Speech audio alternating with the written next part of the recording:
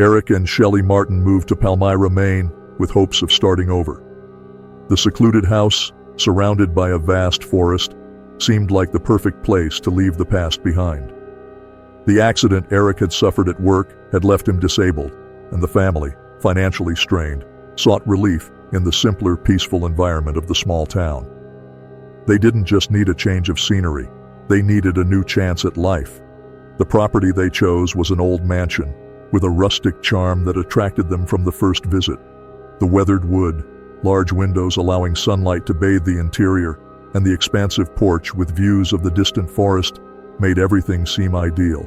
Eric, a nature lover and avid hunter, saw the house as an opportunity to reconnect with outdoor life, something his previous city life rarely allowed.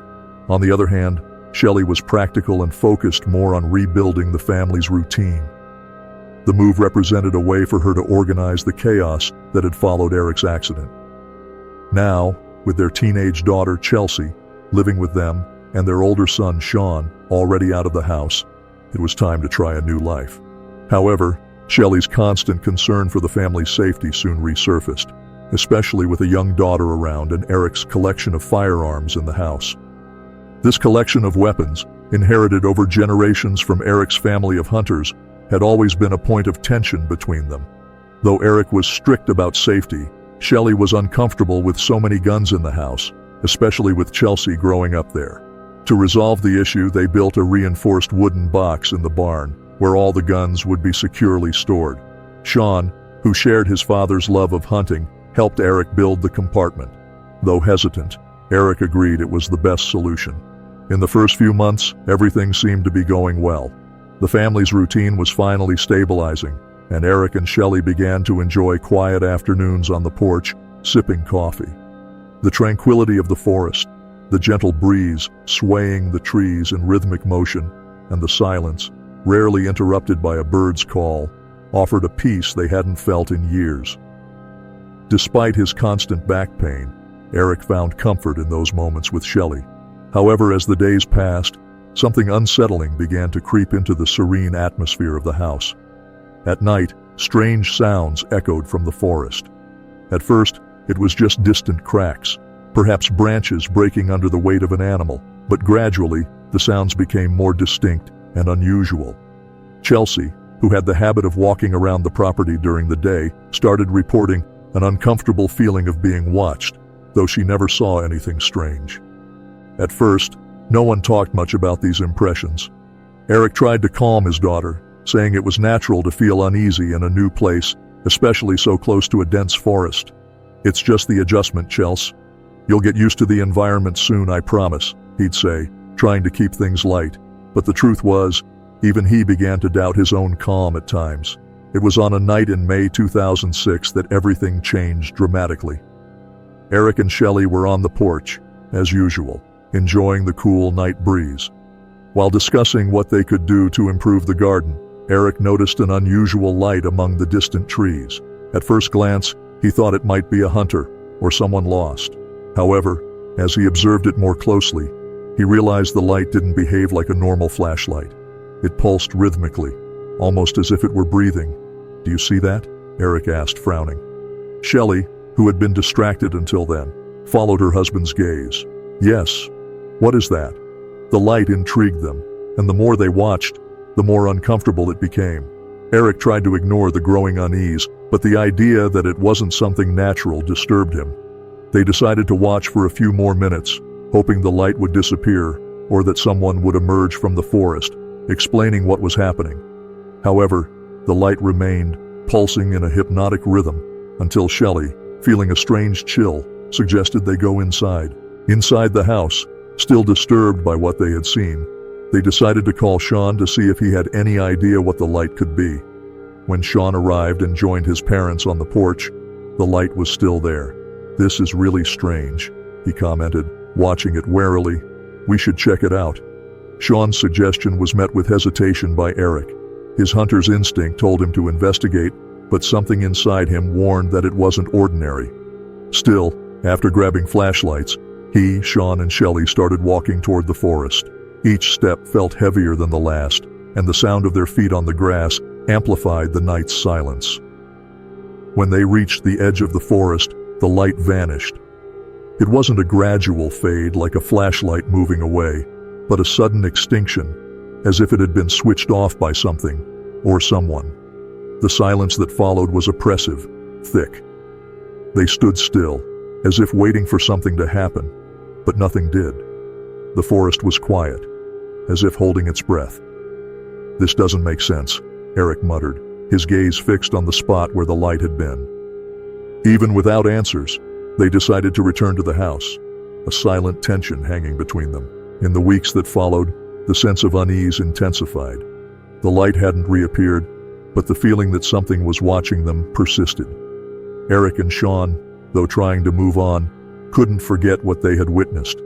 However, it was Chelsea who had the next encounter with the inexplicable. On a sunny afternoon, Chelsea and her boyfriend Nathan decided to walk through the forest with the family dogs. They wanted to spend time together before Nathan enlisted in the army, and nothing seemed better than a long walk through the vast, tranquil property. As they explored and laughed, something changed.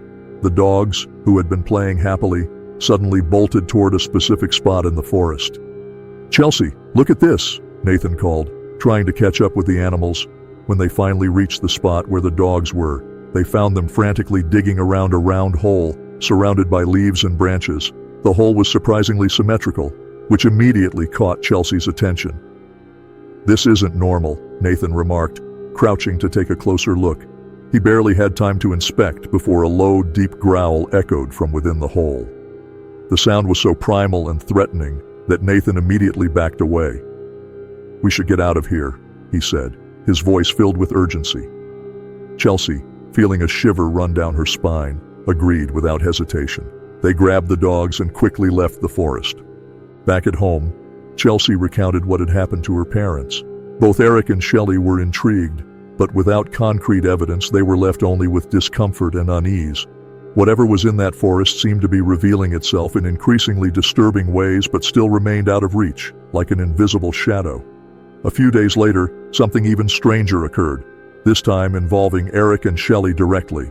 It was Memorial Day night, and once again, they were sitting on the porch, enjoying an apparently quiet evening. A thick mist began to form, covering the field in front of the house. Eric felt a chill, but not just because of the cold. Something about that night felt wrong, different from the previous ones. Suddenly, a rustling sound from the forest caught his attention. When he turned to look, he saw something that froze him to the core. 3 pairs of yellow-green eyes gleamed in the darkness, fixed on them. These were not ordinary eyes. The intensity with which they watched was almost supernatural, as if they were evaluating the situation with intelligence. "Eric, what is that?" Shelley asked, her voice trembling. He didn't answer immediately. He stood frozen for a few seconds before finally saying, "They're not deer." The creatures, crouched among the trees, began to move slowly toward the house. Their bodies were large and furry, but when Shelley shone the flashlight on them, they rose up on 2 legs. It was impossible to deny the resemblance to wolves, but their proportions were abnormal, grotesque. Whatever they were, they didn't belong there. Without hesitation, Eric grabbed Shelley's arm. "Let's go inside, now!" Eric pulled Shelley into the house with urgency, slamming the door behind him. The sound echoed through the living room, breaking the tense silence. Both of them were breathing heavily, as if they had just run a long distance. Shelley trembled as she tried to process what had just happened. "Did you see the size of those things?" she asked, her voice low and shaky, almost not believing what had just happened. "I did," Eric replied, not taking his eyes off the window. He was still trying to process what he had seen. The creatures were much larger than common wolves. "It wasn't normal. It can't be." While Shelley rushed to close all the windows and lock the doors, Eric went to the kitchen, where the phone was. He decided to call the police, even though he knew it would be difficult to convince anyone of what was happening. After the 3rd ring, a 911 operator answered. "I need help. There's something out there. Huge creatures like wolves but much bigger, surrounding my house," Eric explained, trying to stay calm but unable to hide the urgency in his voice. On the other end of the line, the operator seemed hesitant. "Sir, there are a lot of bears in the area this time of year. It's possible that's what you're dealing with. Lock your doors and windows and stay inside. They usually don't attack humans." "They're not bears," Eric nearly shouted. "I know what I saw. These things are hunting us." There was an uncomfortable pause on the line before the operator repeated the instructions and suggested they wait until morning. Frustrated, Eric hung up the phone. He knew they were on their own. Shelley returned to the living room, still nervous. "What did the police say?" "That we should wait until morning." "They think they're bears," Eric replied, clenching his fists. "But I know they're not. We don't have time to wait." Panic began to grip the house. Chelsea, awakened by the noise, came down the stairs, still groggy and confused. "What's going on?" "Stay close to your mother," Eric said bluntly. "There's something out there." Eric's voice was firm, but fear was etched on his face. He looked at Shelley, who was holding Chelsea by the arm, trying to convey reassurance, but her gaze betrayed desperation. "They're surrounding us, Eric. What are we going to do?" Eric thought quickly. He knew the creatures weren't ordinary, and somehow they needed more light. He remembered the motion sensor in the barn and how the light had scared the creatures before. Maybe if he could activate the sensor again and get to the barn where the guns were stored, they could defend themselves better. "Maybe the light is our only defense," he said, looking out the window. "If we can activate it and grab the guns, we can protect ourselves." Shelley's eyes widened. "Are you crazy? You saw what happened out there? They almost got us." "I know," Eric replied firmly. "But we have to do something. We can't just sit here and wait for them to break into the house. If I can get the sensor on and grab the guns, we'll have a chance." Reluctantly, Shelley nodded. She knew Eric wouldn't back down now, and she also understood that they were running out of options. "If you're going to try, be quick. Don't let those things get close to you."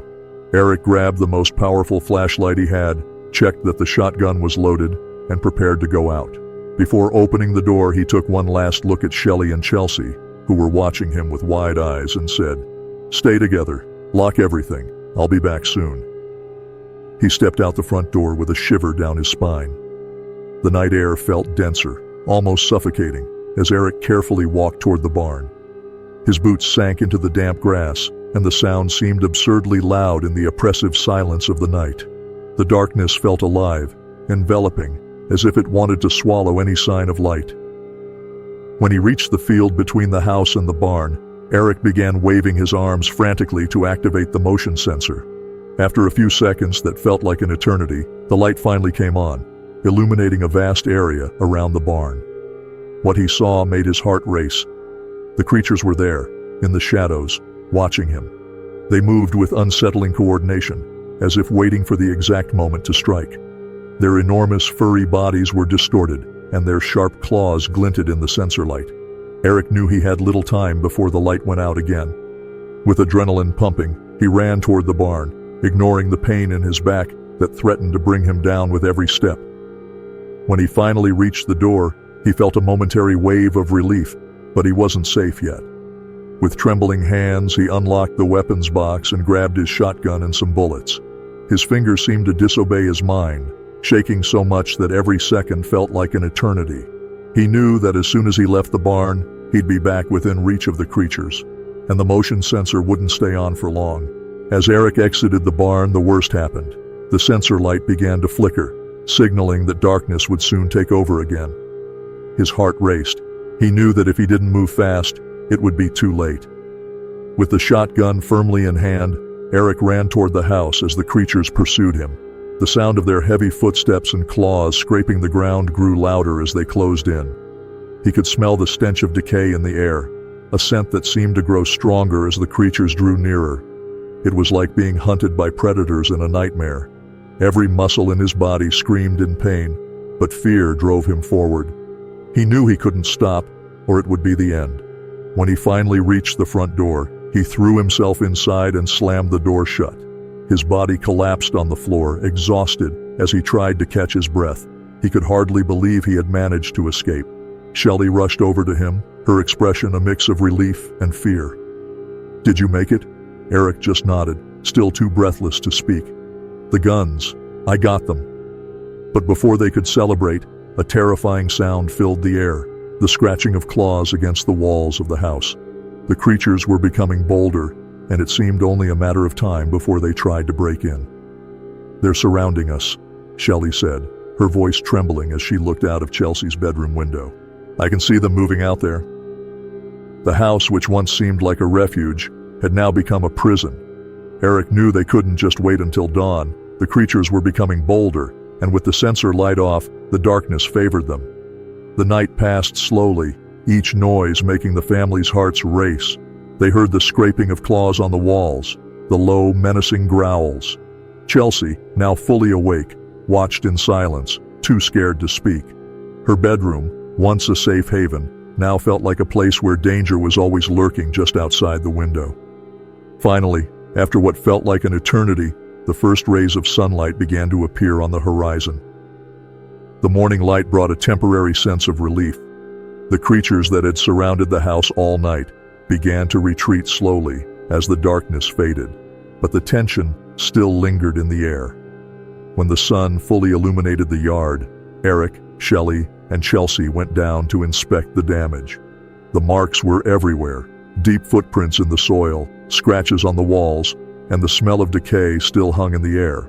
Sean arrived shortly after dawn, responding to his father's desperate call. When he saw what had happened, he was as perplexed as the others. This isn't normal," he said, as he examined the enormous footprints in the damp ground. "These things were hunting us." Eric knew they couldn't continue living there. Whatever those creatures were, they would come back. The fear of another attack, possibly even more deadly, hung over the house. "We can't stay here," he told Shelley, his voice grave and determined. "These things will return." In the days that followed, the search for a new house intensified.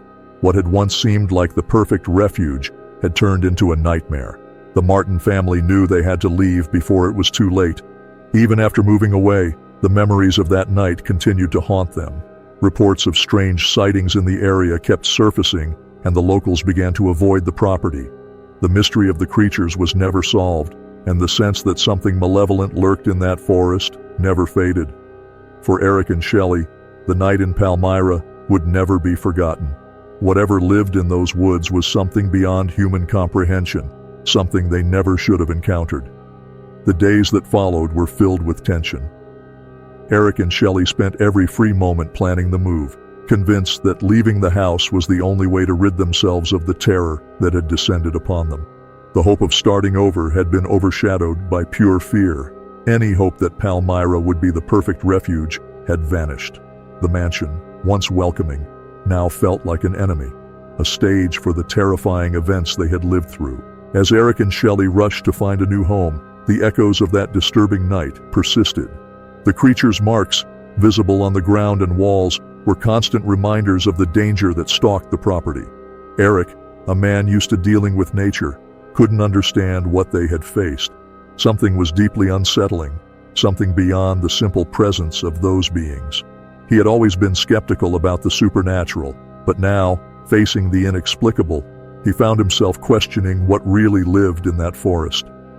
Sean, despite not having been through the night of terror alongside his parents, was also deeply shaken by what he found. The footprints, the marks, all pointed to something he, as a hunter, knew didn't belong to the local fauna. "No matter what these things are, Dad, they'll come back," Sean said one morning as he helped Eric check the property's fences. Eric, thoughtful, agreed. "I know, son. We're leaving as soon as we can." But leaving wasn't as simple as it seemed. Despite the frightening events, the house was still a significant investment for the family. They had put all their savings into it. They couldn't just abandon it without consequences. They tried to sell the house quickly, but no one seemed interested. The few buyers who visited the place soon backed out, perhaps due to the heavy, unsettling feeling that seemed to hang over the property. As time passed, the sense of urgency grew more palpable. Eric, who had started sleeping poorly, would wake up in the middle of the night hearing sounds coming from the forest. He knew something was moving out there, waiting for the right moment to attack. On several nights, he got out of bed and stood vigil by the window, always with the shotgun within reach. The fear and anxiety were slowly consuming him, and he knew it was affecting Shelley and Chelsea as well. Chelsea, who had shown resilience after the first encounter with the hole in the forest, was now visibly scared. She avoided leaving the house, stayed close to her parents, and spent most of her time locked in her room, trying to ignore the strange noises that continued to echo through the property at night. It was on one of these early mornings, just a few weeks after the creature's attack, that something new happened. Eric was sitting in the living room, keeping watch over the yard with the shotgun by his side, when he heard a familiar sound, the rustling of branches coming from the forest. His body immediately tensed. He stood up slowly and went to the window. Outside, in the dense darkness, he saw a figure. This time, however, it wasn't the glowing eyes of the creatures staring back at him. It was a little girl. She stood at the edge of the forest, motionless, as if watching him from afar. Her hair was long, falling over her shoulders in braids that swayed gently with the wind. She wore a simple dress and was barefoot. The sight of the girl made Eric's heart race, but not in the same way the creatures had scared him. There was something deeply unsettling about that child, who seemed not to belong to that place or time. Eric blinked, almost believing he was hallucinating due to exhaustion, but the girl was still there, motionless, her eyes fixed on the house. He knew it didn't make sense. It was impossible for a child to be wandering through the forest at that hour of the night, especially after what he and his family had experienced. Without taking his eyes off the girl, Eric grabbed the flashlight and went to the door. "Shelley," he called, not wanting to alarm her, but with urgency in his voice. She appeared at the top of the stairs, confused. "What is it? Did something happen?" Eric pointed to the window. "There's a child out there." Shelley, in disbelief, went to the window and looked in the direction her husband indicated. "I don't see anything," she said, still scanning the area intently. Eric frowned. He knew what he had seen, but the girl had vanished. Like a ghost, she had simply disappeared into the darkness of the forest. "She was right there," he insisted, still trying to make sense of what was happening. Shelley placed a hand on her husband's shoulder. "Eric, you need to rest. This situation is consuming you." Eric shook his head, convinced it wasn't a hallucination. "I know what I saw. It wasn't an animal. It wasn't the creatures. It was a girl, Shelley. She was standing there watching me." Eric's unease was palpable, and although Shelley tried to calm him down, she couldn't ignore the fact that something was deeply wrong with that house. Since they had moved in, it seemed like the place was haunted by a presence they still didn't understand. The next morning, while they were having coffee in the kitchen, Eric decided to tell Sean what he had seen. "There's something else going on here. It's not just those creatures. I saw a girl near the forest last night. It wasn't a normal sight." Sean listened in silence, his expression serious. "That reminds me of the stories I've heard from some people in town," he commented. "They say there's something in those woods, something old that's been there for a long time. It's not just wolves or creatures. Some people believe the land is cursed." Shelley, who had tried to maintain a more rational view of the events, frowned. "Do you really believe that, Sean?" Sean sighed. "I don't know, but I know what I saw here isn't normal." And now, the atmosphere in the kitchen grew tense. The idea of a curse or supernatural forces wasn't something they were willing to accept easily. But what else could explain the things that were happening? That place, which once promised to be a refuge, had turned into a place of pure terror and uncertainty. In the days that followed, the family intensified their preparations to leave. There was no longer any doubt that they had to get out of there as soon as possible, even if it meant abandoning the house and facing the financial consequences. The family's safety came first. However, as the departure neared, the strange events intensified. The nights remained filled with strange noises, but now, besides the creatures, Eric sometimes saw glimpses of the girl with the braids, always standing at the edge of the forest, silently watching. He no longer told Shelley or Chelsea, fearing it would scare them even more, but he knew that presence, like the creatures, was real. Then, on the final night before they left, something happened that left them all stunned. It was early morning, and once again, Eric was keeping watch over the house. Everything was too quiet. No sounds from the creatures, no growls. Then, without warning, the barn's motion sensor light turned on. Eric grabbed the shotgun, ready to act, but what he saw wasn't a creature. It was the girl. She stood in the center of the light, motionless, her eyes fixed on the house. This time, however, she wasn't alone. Behind her, in the shadow of the trees, the creatures waited, as if controlled by her. Shock coursed through Eric's body. and he stood paralyzed for a moment. That childlike figure, seemingly harmless, was connected to the monstrous beings from the forest. They weren't just predators. Something deeper and more malevolent was behind it all. Before he could react, the light went out, and the girl and the creatures disappeared into the darkness. The next morning, the Martin family left the house in Palmyra forever. Though they never fully understood what had happened on that property, one thing was certain. That land held dark secrets. The creatures, the mysterious girl, it all pointed to something old and evil living there. Something that didn't want to be disturbed. Even after they left, the mystery was never solved. The Palmyra property became known as a haunted place, one where few dared to venture. For the Martin family, there was only relief in having escaped with their lives, but the memories of that night would never leave them. Whatever was in those woods would continue lurking, waiting for its next prey.